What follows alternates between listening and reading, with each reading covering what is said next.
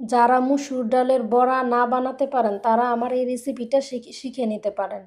তো আমি এখানে ব্লেন্ডার করে মুসুর ডালটা ব্লেন্ডার করে নিয়েছি। তারপর দেন আমি পেঁয়াজ আর কাঁচামরিচ মাখিয়ে লবণ দিয়ে ডাউলের উপরে দিয়ে দিলাম, ডাউল বাটার উপরে। তারপর 1 চামচ হলুদ দিয়ে দিলাম।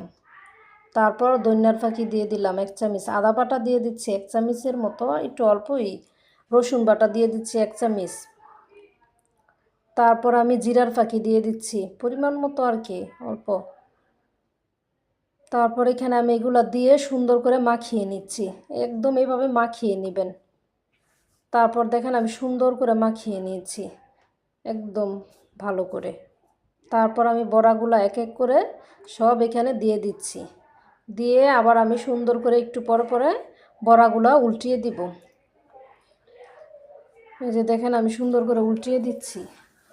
এভাবে যদি আদা বাটা, রসুন বাটা আর জিরার ফাঁকি এগুলা দিয়ে তারপর সুন্দর করে সব মশলা পরিমাণ মতো দিয়ে বড়াটা যদি বানান, আপনার শুধু খেতে ইচ্ছে করবে, খুব মজা হয় বড়াটা।